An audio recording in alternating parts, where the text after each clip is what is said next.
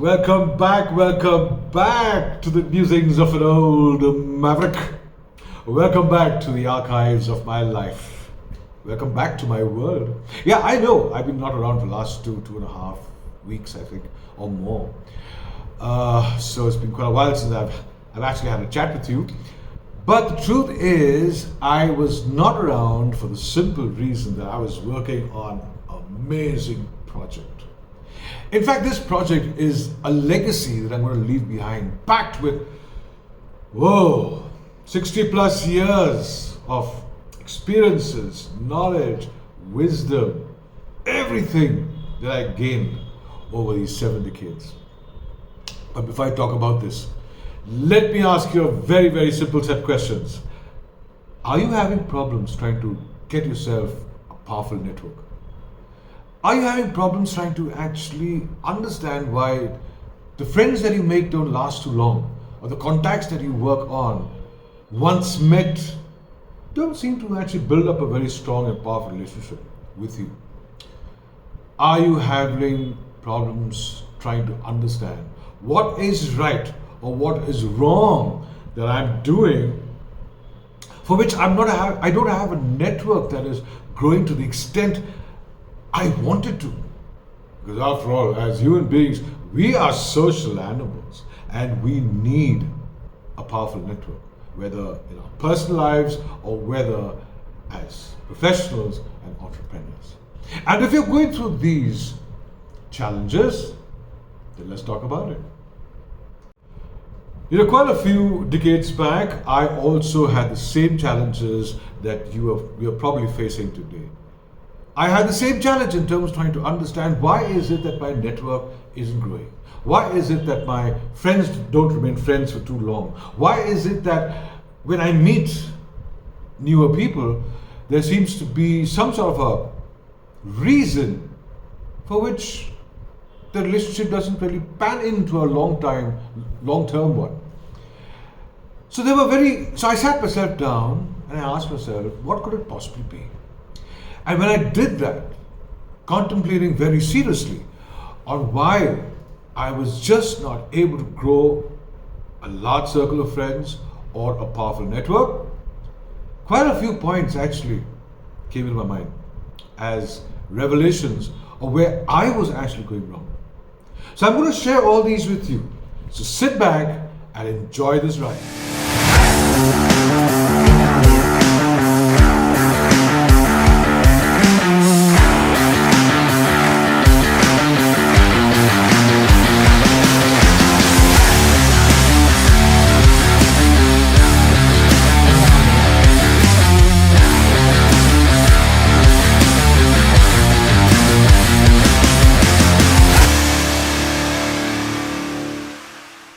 My first realization was that I had this tendency to assume that whoever I meet for the first time, that person may or may not like me. Now that's a ridiculous format to actually start a new relationship. But many of us, I realize, do this. When we meet the person the first time, we begin to assume that chances are the person may not like me, and therefore we tend to go overboard with the way we project ourselves, the way we try and build a relationship. And in the course of all this, believe me, it gets very stifling for the other person. Imagine that will happen to you. You meet a person who comes along with an assumption that in all probability you may not like that person. So what do you expect him to do or her to do? Exactly what you do with that assumption. So first, I told myself, I will not ever get introduced to someone with a thought in my mind that chances are the person may not actually like me. My second realization was that most often I realized that I was not necessarily physically and mentally present when I was in conversation either with the person I just met or with the person I've known.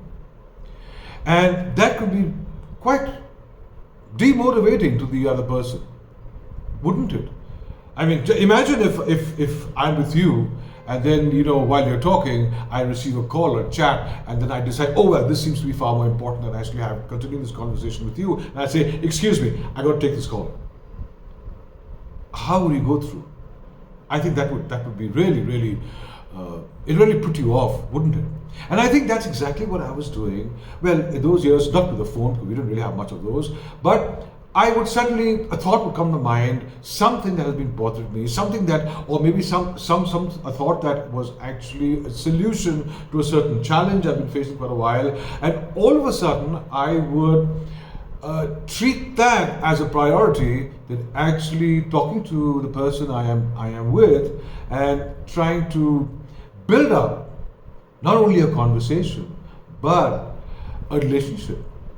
So my relationships suffered purely because I was most often not mentally present, even though physically I was. The third most important suggestion, advice that I gave myself was, I must show up as often as I can with my friends, whether they're old or new. And you know why I realized that was important? Is because we have this tendency to believe or assume that the reason why most of them are not reconnecting with us or back with us is for the simple reason that maybe I'm just not worth it, or maybe there's something wrong with me, or maybe I'm not in that league. But the truth is that these are our misconceptions. These are our perceptions. These are our assumptions. And it's not necessary that these are correct. So what do? I said, let me go out and keep showing up. Whether they connect or reconnect with me again, it's not important. I need to keep connecting with them. And here's this wonderful thing that actually happened. All those misconceptions that I had, all those thoughts that I had in terms of maybe I'm not worth it or whatever, it just started fading away. And as often I showed up, our relationships became very comfortable, and I actually started gaining real good, solid, long-time relationships with all my friends and network.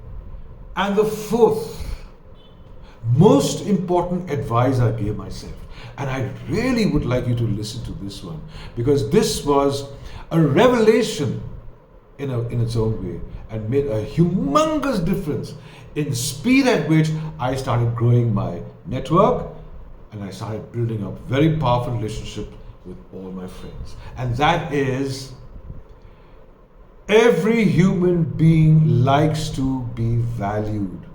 And as long as you can make that person understand how much you value who he or she is, what they achieved in life, and how important that relationship is for you, connecting with them, you're going to have lifetime, powerful, strong relationships with people. Because, let's face it, wouldn't you feel very valued if I tell you how important you really are for me? Wouldn't you therefore now want to remain connected with me because I respect who you are? I respect what you've done. I respect what you've achieved in life so far. And I respect deeply the fact that you're still there with me, even now. So I think this is a very, very critical advice I gave myself. And let me tell you, it changed everything. It changed everything for me when it comes to building up such a beautiful, powerful network that I have today. Now, let me tell you about this legacy I'm leaving behind. It's called the Sledgehammer's Edge Universe, or the SEU Hub.